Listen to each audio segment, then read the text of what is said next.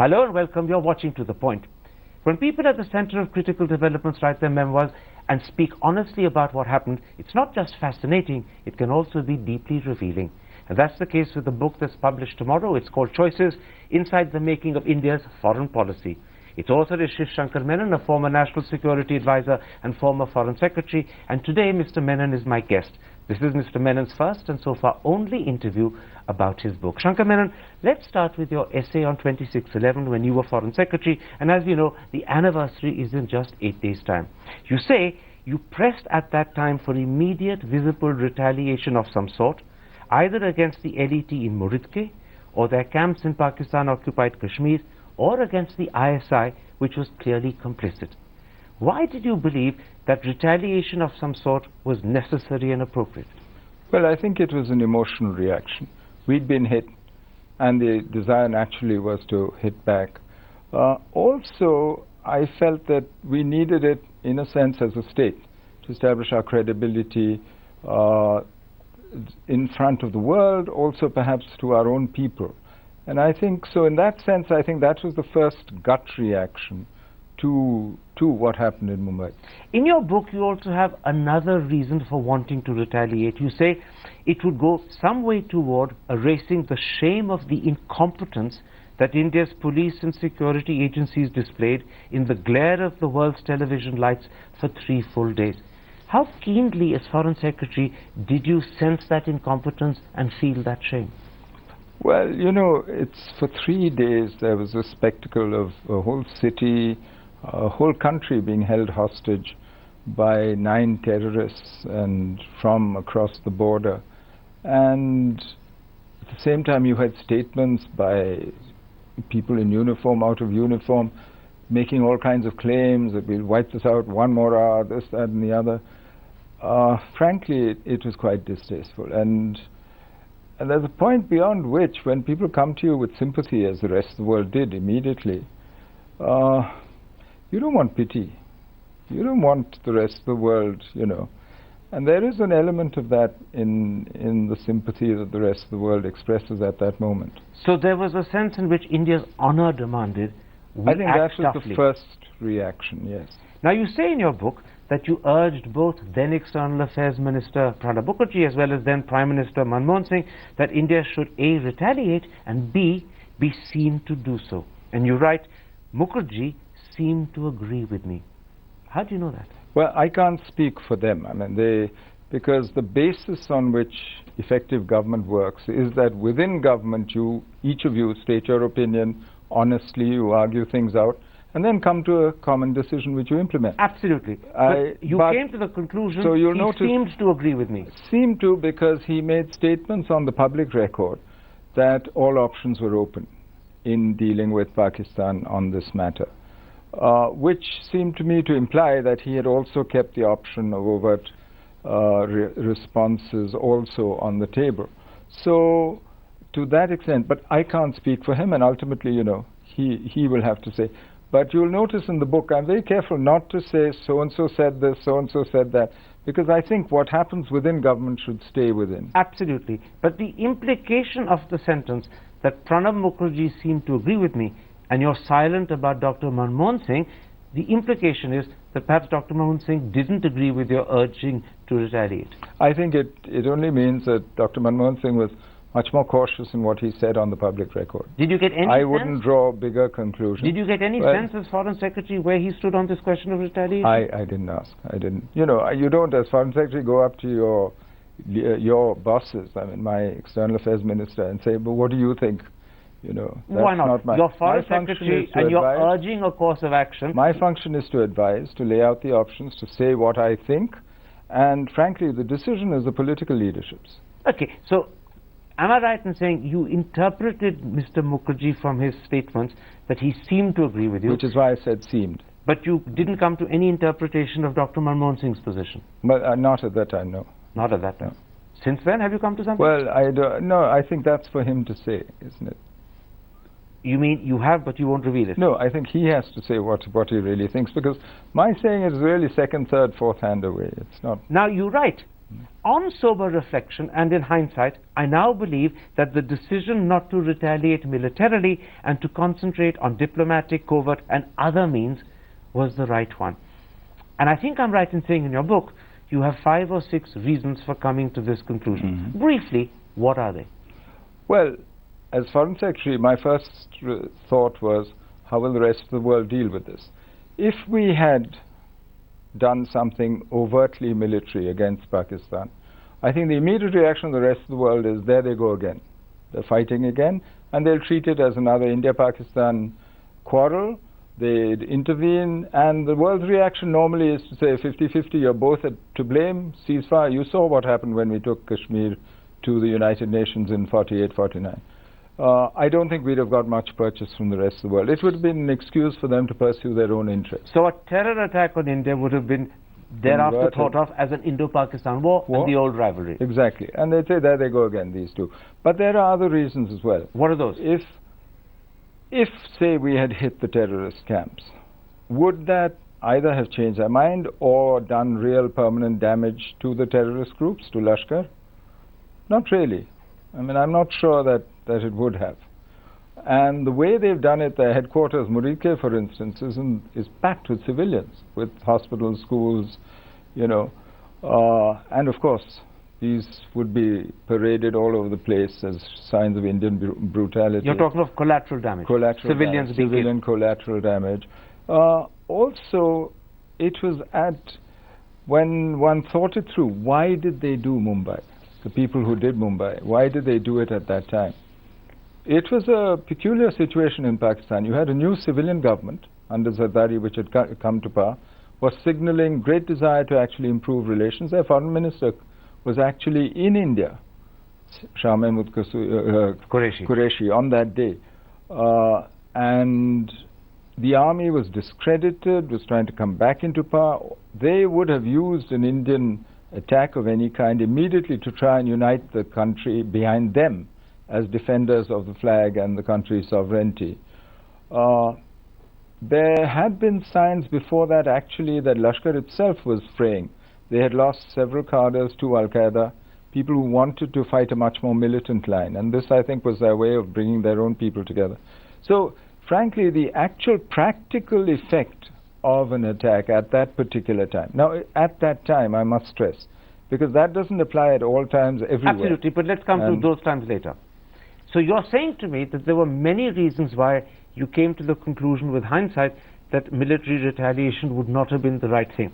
And just to sum up for the audience, A, you're saying military retaliation would have converted a Pakistani terror attack on India into, in fact, an India-Pakistan war and rivalry, and therefore the whole way the world looked at it would have changed, and that would not have been to our benefit. Secondly, we wouldn't perhaps have struck important targets, we wouldn't have done much damage on the LET. Thirdly, there would have been a lot of civilian collateral damage for which India would have been accused. But also, most importantly, an attack would have united the country behind the Pakistan army. And at that point of time, the civilian government was trying to mend fences with India. The army had a different policy, and the balance in Pakistan would have changed, again, not to India's interest. So there was a whole lot of reasons, and I take it that these were thoroughly discussed within the government at the time. Yes, I think in various fora and various places, yes, these were discussed. Roughly speaking, how long did the debate and discussion within government go on before you came to a definitive conclusion that retaliation militarily was not going to happen? It's hard to say, actually, because it would have taken at least 3 to 4 weeks. So for 3-4 weeks? But let me add here. It's not just a straightforward decision saying, okay, we're not going to do an overt military act right now in response. It's also, what do we do should something happen again? How do we signal our intent not to? And right then itself, it was clear that if deterrence broke down and if there was any similar or even lesser attack, that we would seriously actually look at using overt military force in response. In other words, if there had been a follow-up to 26/11, whether big or small, India would have almost immediately done something militarily. I think there would probably have been, for several reasons, and this is why I argue in the book that subsequent governments, no matter even the same government, faced with a similar situation, are unlikely to do the same.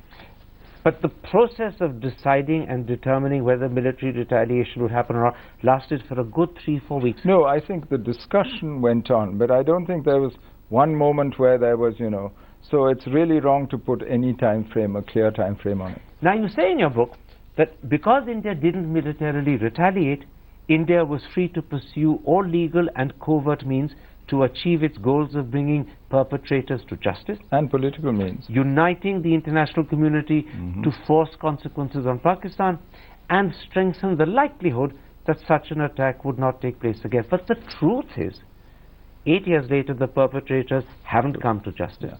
The second truth is that the international community has not succeeded in forcing Pakistan to face the consequences. And the third truth is that terror strikes on India continue to happen. True. So I ask you bluntly, what then did India achieve? Well, the problem was you had a series of choices. You had a series of bad choices. So it was not a question of finding a good choice. The ideal choice, of course, is perpetrators actually face justice, that you eliminate cross-border terrorism out of Pakistan. That's wonderful in an ideal world. But I don't think that choice was available either by hitting or by not hitting Pakistan militarily. None of those options that were available on the table was actually going to lead to that. What we did instead was to take the least bad of all the options. We did manage to isolate Pakistan. We did manage to bring those who were involved in the attack outside Pakistan to justice in various forms. We did manage also to actually strengthen ourselves, deal with that, and to reimpose some form of deterrence. After all, there was a lull afterwards in the relationship. When you say you did succeed in isolating Pakistan, would you accept it was only for a while and therefore temporarily? I think that is true. And as I argue in the book, part of that is because every country follows their own interests. And many major powers had an interest in Pakistan. Why didn't we succeed in eliminating cross-border terrorism? Because frankly, it's now hardwired into Pakistani society and the polity. So at the end of the day, the world outside was only going to assist you in forcing Pakistan to face up to the consequences to the extent to which those countries saw it in their interest to persuade Pakistan. Correct. And when it began to clash with their interests, they chose what suited them rather than what helped India. But I think that is what you must expect, and I think that's a lesson that you draw through all the book. Now, you say in your book that even though you came to the conclusion with hindsight that retaliation in 2008 was not the best course of action, nonetheless, you add, should another such attack be mounted from Pakistan, with or without visible support from the ISI or the Pakistan Army, I personally consider some public retribution and a military response inevitable. Does that mean that you support and endorse the surgical strikes we saw on the 29th of September? Well, just to correct you, I don't say that it was not the best course of action. I say it was the best of a bad lot of choices in restraint after 26/11. But the second part of it, the surgical strikes took place, I think, 5 days before the book was released in the US, and because of that chapter and the way it ends, saying that it's almost inevitable, I think it was treated almost as prophecy. But the reason was simple. The logic is, if deterrence breaks down to the point where, again, a similar or other such activity takes place, then clearly there will be a need to reassert and to reimpose some form of deterrence, and that would require a whole range of measures. Not just diplomatic, but I'm political. asking you, and I'm interrupting you when I do so, to give me a clear answer on this. Do you therefore support the surgical strike? Well, I don't think they were surgical strikes. They were preemptive strikes against terrorist launching pads in self-defense, and I think that's what they should have been called. And they suffer, like all such actions, from the fact that they have only limited effect. They might be satisfying emotionally, yes, you've hit a few, but it doesn't stop cross-border terrorism. So was it worth doing? I think it's necessary to do in order to follow what the Israelis call a strategy of mowing the grass. The purpose of overt, covert, whatever, military action, is really to restore some deterrence so that you have periods of relative calm and peace. In other words, less ceasefire violations, less infiltrations, less trouble on the line. And that cycle we have actually been through for many years. This time they chose to do it publicly, which is the part that I'm not so sure was necessary. Going public? Going public. You mean it would have been... I think the strikes were necessary, but the going public, I think, then makes it into a domestic political issue. And does that detract from the value of the strike, or does it detract from the efficacy, or does it simply make a political, what's the word, controversy around it? You see, it limits your options in the future, and it also makes it more difficult for you to control the escalation ladder once public opinion is also engaged in this. So you're saying that if there is another strike on India at this point of time, Mr. Modi would have a problem, because what he did in September he can't repeat. He'd have to go one step further up. Well, it's difficult for him if public opinion gets aroused and says, okay, you did this once, look, they're still doing it. The problem is that because of the nature of the problem, this is a long, protracted conflict that we face here. And there is no simple military solution. That doesn't mean that force isn't useful in some cases. That I understand, but you're saying two very important things. One, you're saying to have gone public was wrong. No, I said or that's inadvisable. Yeah. And secondly, you're saying that, by the way, to call them surgical strikes is perhaps the wrong name. But is there a third point? Do you think, in fact, whatever you call them, was it the right sort of military response, or should a difference have been considered? You know, I'm out of the loop. I haven't been in the loop for 2.5 years. The choice of what to hit, where to hit, frankly, that's a decision that has to be left to those who know exactly what's going on. Preemptive against terrorists who are gathering in the launching pads, about to cross, it makes sense to me. There's another question I want to ask, because although there come times when military retaliation is inevitable and perhaps even emotionally desirable, you also say in your book that it may not actually deter. I'm quoting you now. You say the LET will not be deterred by the controlled application of military force. Radical ideologies and religion cannot be defeated on the battlefield, particularly if they have state support, as is the case with LET. In which case, if the LET or Jaish won't be deterred, what then is the purpose and value of the military retaliation beyond appeasing your own internal emotion and beyond, in a sense, acquitting your sense of honor which is damaged? You see, you deter the state sponsors of terrorism.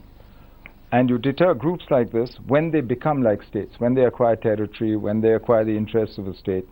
Then that's what deterrence. Deterrence works in the minds of those who have a stake to lose, who have something to lose. So you're deterring Whereas the state for somebody, sponsor, you're trying to deter the state sponsor, which is the Pakistan Army or in this case the ISI and the Pakistan Army. And that's where deterrence works. When a group like the Lashkar, look at Hezbollah, once it starts acquiring the characteristics of a state in Lebanon, they can be deterred. But until then, if he's seeking martyrdom, then frankly the threat of death or military retaliation is not going to stop him. So then that's the distinction. I think what you're doing here is you're restoring deterrence in the minds of the state sponsors, who have something to lose. So the question then is, you should judge the efficacy of the surgical strikes of 29th September in terms of whether they succeeded in deterring the ISI and the Pakistan Army. Don't judge them in terms of what damage they did to Jaish or LET. Precisely. And do you think in this instance the surgical strikes did deter either ISI or the Pakistan Army? See, I don't know enough, frankly. This is something that only those who know exactly what's going on. But as an observer, as an outside observer, I think, you know, what's happened once you go public, then the other side has an interest in showing that it hasn't deterred them. So their reaction will be to do more. And that's why I said going public is not a very, you know, to my mind, it's not the most efficacious way. And is the stepped up Your firing... question is, what is your goal? Are you looking at creating outcomes? Or are you looking at managing public opinion? Or are you looking at creating an atmosphere? Those are different goals. You could use the strike for any of these. I take your point. Going public appeased opinion in India. It helped Mr. Modi handle a domestic situation. It may not have contributed to the outcome he wanted on the Pakistani side. That's the point. And what about the fact that shortly after the surgical strikes, we've had a stepped-up series of ceasefire violations and across the international boundary violations, and we claim in India they're all happening from the Pakistan side. Are they a result of the strikes, perhaps finding a mark? Or do they suggest the opposite, that the Pakistan Army and the ISI have not been effectively deterred, otherwise this wouldn't have happened? I think the trend line has been that these have increased steadily, and that slowly we have actually gone back to a situation which existed before the November 2003 ceasefire was agreed and then implemented for a few years. But that ceasefire has slowly withered away. So I don't say before the surgical strikes everything was, calm. Not at all. In fact, the breakdown, I think, took place over several years, and that is really continuing. Now, your book also reveals a few things about 26/11, which, as far as I can tell, have not been in the public domain. To begin with, you write, and I'm quoting you, the Pakistan Army mobilized troops and moved them to the India-Pakistan border immediately before the attack began. And then you add, a war scare, and maybe even a war itself, was exactly what the Pakistan Army wanted. How large, how worrying was this mobilization? No, well, I think the Pakistan Army's goal in this was really to be able to say that Pakistan's under threat, and to mobilize their own people behind themselves, to regain some of the glory that they perhaps lost in the eyes of their own people during Musharraf's last few years. They also were very quick off the mark, going to the US, to other powers, to the Chinese, saying the Indians are about to attack us, they're about to hit us, you must go and persuade them not to, and so on. But can I ask you this? Did this mobilization on the Pakistani side play a role in determining our decision not to retaliate militarily? No, I think we looked, as I said, that's not mentioned in any of the considerations. That no, I think that's not the issue here. I think the issue here was the fear of war didn't stop us retaliating. No, I think the question of that is a subsequent question. Can you control the escalation of violence? But the first choice of whether or not to respond militarily, I think that is something that is determined by the outcomes you seek. Now, you also reveal in your book, and I'm quoting you again, National Security Advisor Sartaj Aziz promised Prime Minister Manmohan Singh in 2014, which is, I presume, just months before Dr. Manmohan Singh handed over, that they, meaning the perpetrators of 26/11, would be sentenced in 2 or 3 months. Pakistan has clearly reneged. There was they were serial promises. I mean, he was only one of the last that I know of to make such promises. Made face to face? Face to face. I've heard promises before as well. And, they will tell you that the legal system is beyond our control, but we tried our best, and so on. I don't know. But we've heard so many of these promises that it's very hard for us to believe them anymore. Do you get the feeling Pakistan makes these promises simply to get themselves out of an awkward moment during a meeting? It certainly sounds like it by the record. There's no credibility behind the promise. Well, it's very hard to believe that. And this is why I say that the capacity to sustain a decent India-Pakistan relationship is very limited on the other side of the border. Now, your book has some very important general comments about Pakistan. You say cross-border terrorism is a long conflict that cannot be solved. It's protracted and intractable. India must be prepared for the long struggle to continue without decisive military solutions. And finally, you add, temporarily silencing the cross-border terrorists is the best we can hope for. That's not a periods of calm, but yes, it's not a very happy thought, and I think most people don't want to have to live with this sort of thought. But the fact is, we've lived with it now for 30 years. And we'll have to continue doing so. I think we will have to continue. But also, don't forget, these 30 years have been the best years in India's history in terms of improving our own lot, the well-being of our own people, our economic growth. So I don't think we should end up being gloomy about our prospects as a result of this. It's just that we have this problem, and it's going to be with us for a long time to come. You're saying two things. One, the problem of cross-border terrorism will be there for a long time to come. There's very little we can do about it except to win ourselves temporary pauses in the terror activity. As I said, mowing the grass is what we have to keep doing. But equally, the impact it has on India's development and growth is not that large. It hasn't held us back.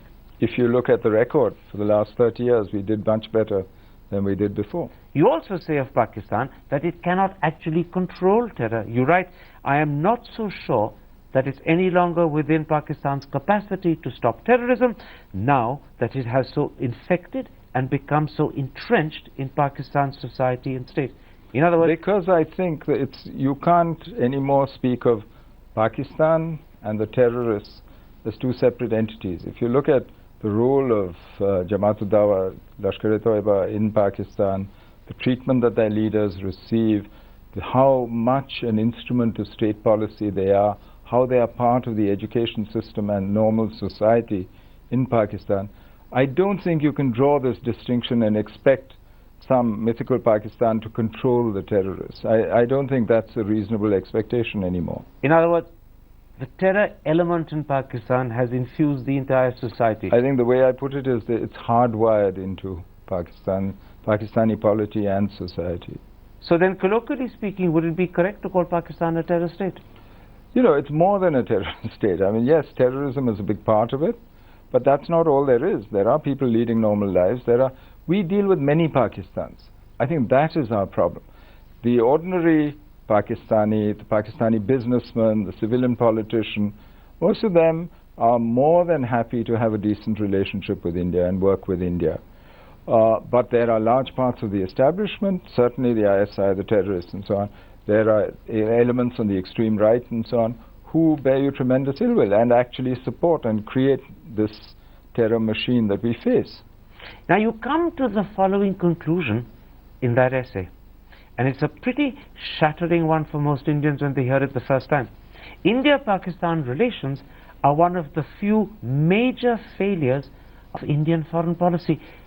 As a former foreign secretary, as a former national security advisor, you do believe India-Pakistan relations are a major failure of foreign policy? Well, whatever the outcome that you seek in India-Pakistan relations, I mean, one extra, you know, across the whole spectrum, from amity, all problems solved, you know, what Jinnah described as Pakistan being to India what Canada is to the US.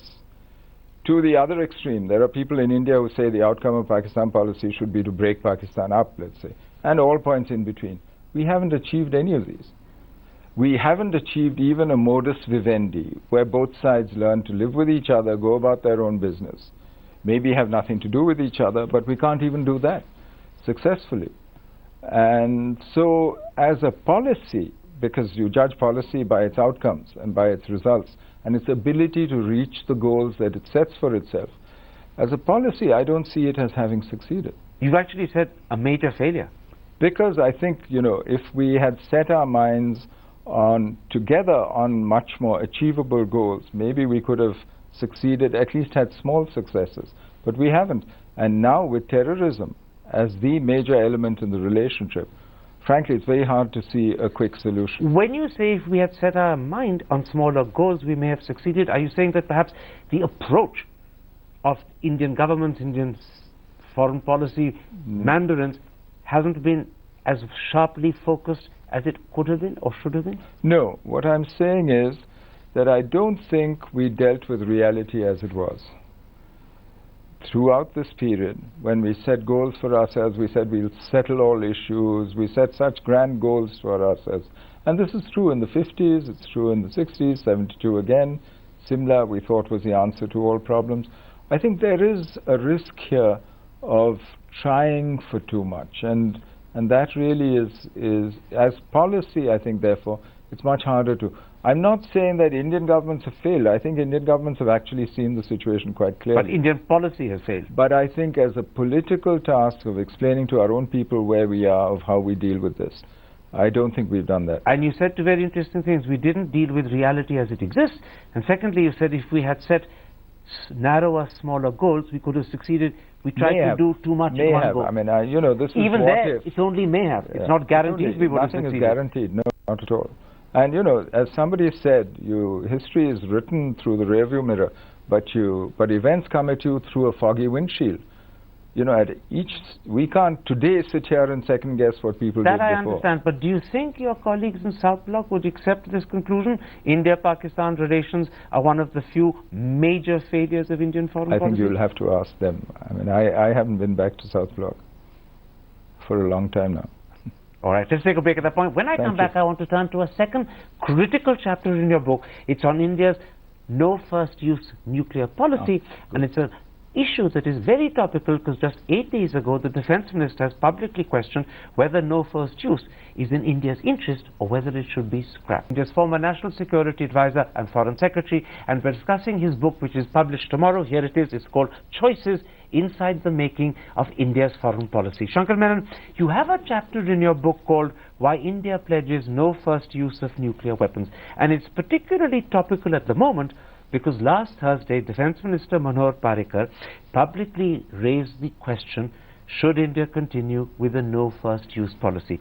Now, I'll come to an evaluation of no first use in a moment's time. First, let me ask you this. Do you think it was appropriate and fitting for the Defence Minister to comment on India's nuclear policy in a seemingly casual and off-the-cuff manner at a public book launch? Well, there's two possibilities. Either it was truly an off-the-cuff, personal sort of venting of what he felt, in which case I'm not sure that a defense minister of a country like India should do it. The other possibility is that it was an attempt to start a debate, to start a discussion of a topic that is really important, and that this was calculated. But in which case it was thoroughly confused because his own ministry then issued a statement which seemed to deny it. And many people believe that happened at the Prime Minister's specific behest. In which case then the first is true. It was an off-the-cuff statement. And I'm not sure that a defense minister, a serving defense minister, should do that. I think, and if he wanted to start a debate, there were other ways of doing it, of getting other people to speak. And in fact, if he did want to start a debate, just for a moment to take that line of argument, was this the right moment to do so? Because he did it as the Prime Minister was arriving in Tokyo, hoping to sign a critical civil nuclear deal, which was till then still hanging in the air. And it happened on the eve of a critical meeting of the NSG in Vienna, whereas, you know, India is knocking on the door for membership, and we're still not sure it will be given to us. So was the timing appropriate for this calculated attempt to start a debate, assuming that's what it was? Well, there's never a perfect timing to start for a calculated attempt to start a debate, because you're immediately then questioning policy. But isn't this particularly bad timing? And this was, yes, I think so. But in the event, I mean, the civil nuclear agreement with Japan went through, and, you know, the NSG followed its script, followed the same script that it had followed before. So I'm not sure that his statement actually changed the course of events, either in Japan during the Prime Minister's visit or at the NSG meeting too much. But yes, I mean, it's not the best or the most felicitous timing. Let me ask you a second question. Does a defense minister have a right to speak in his personal capacity about India's nuclear policy in such a way as to end up contradicting the official policy of the country? I'm not so sure that that's a very good idea. Unless the aim is to create confusion and confuse everybody, adversaries and friends alike, which I don't see as being in India's interest. So was this also then a breach of propriety on the defense minister's part? I don't know what propriety is. I'm more bothered about, you know, what effect it really has in practice and on our posture. And I'm not sure.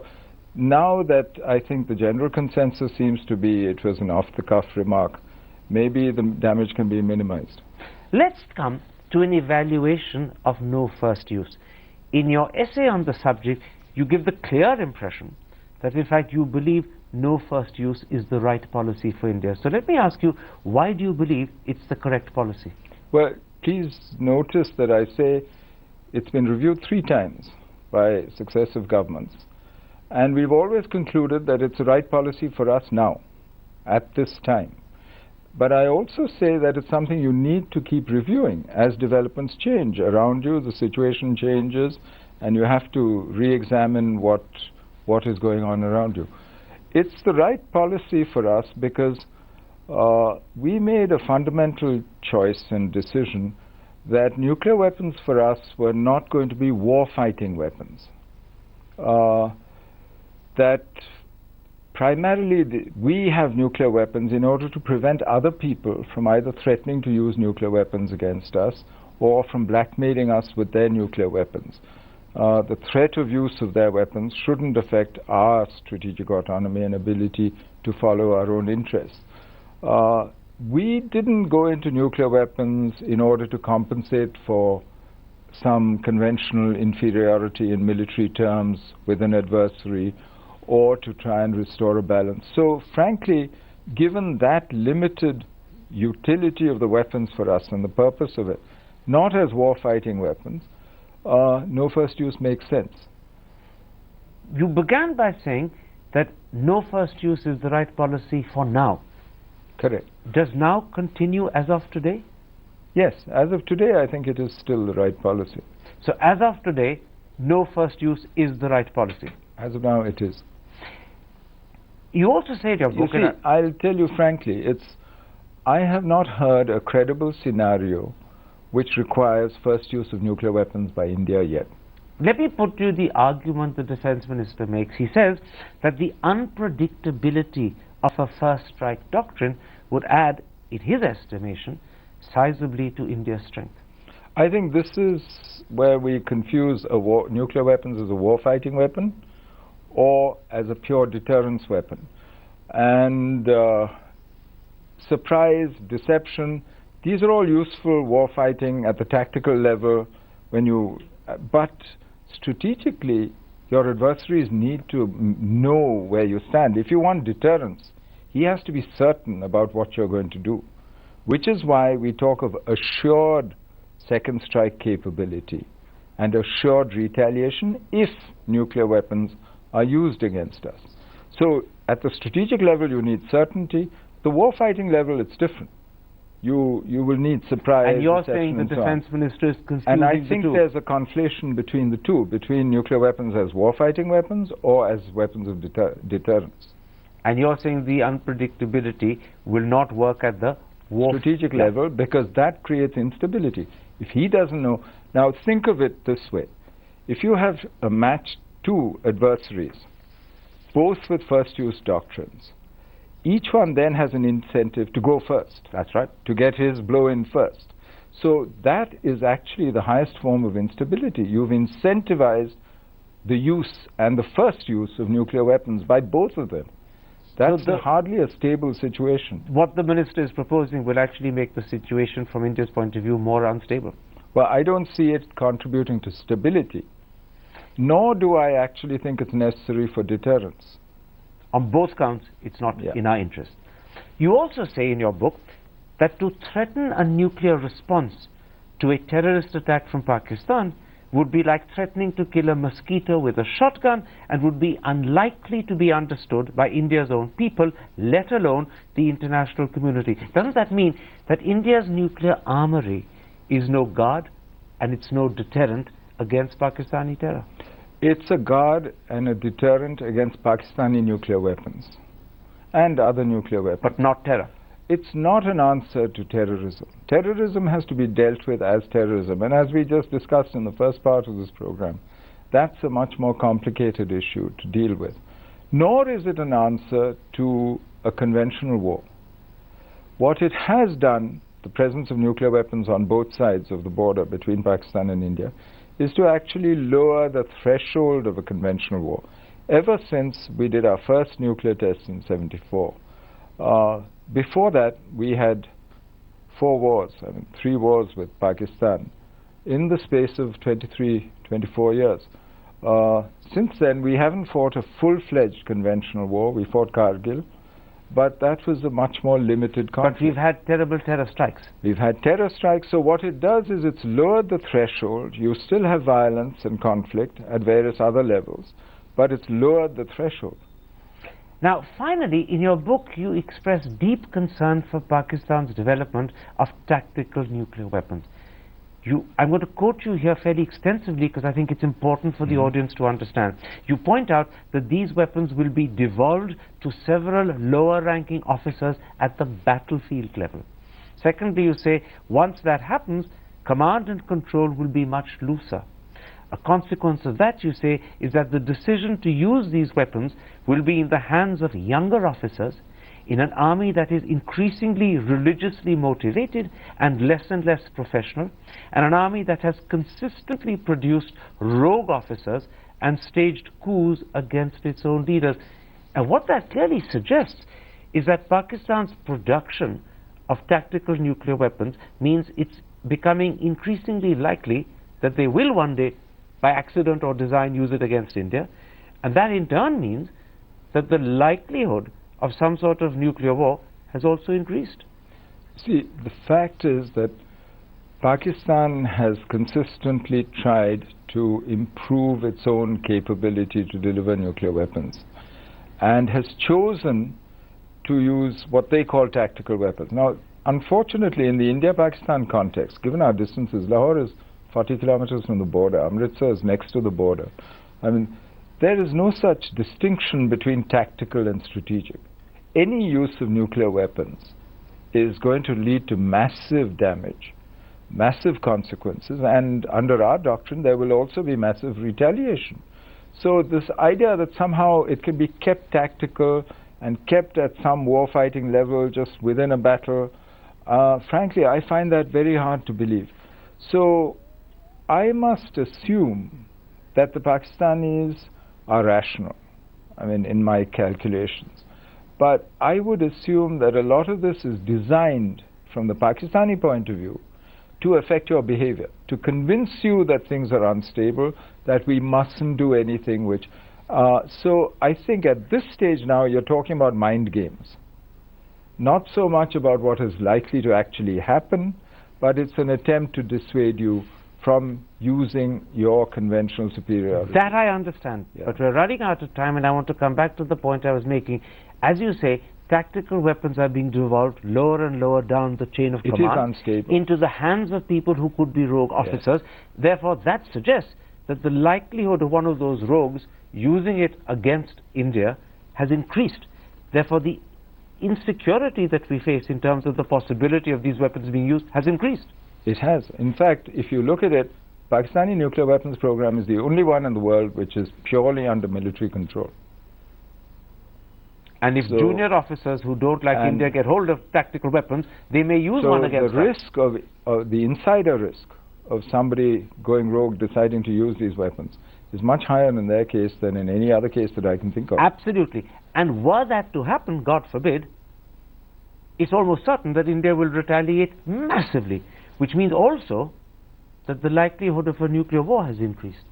Well, because one would lead to the other. We have consistently said that the Pakistani decision to introduce new tactical weapons, as they call them, into the subcontinent is destabilizing. And that's exactly what it means, that it raises the risk. And it's destabilizing because these tactical weapons in the hands of a rogue officer could be used, and if they're used, True. India will retaliate massively, True. and that massive retaliation will be an all-out nuclear war. Correct. So we live not in exciting times, but pretty dangerous times too. Well, you know, national security advisors are paid to think bad thoughts, so that the rest of us don't have to think them all the time. So both the examples you've chosen, both terrorism and nuclear weapons, yes, but that's what national security advisors are supposed to take care of. As long as bad thoughts remain only bad thoughts and don't become actions. Actions, exactly. Shankar Menon, a Thank pleasure you. speaking to you. Thank you very much. Thank you.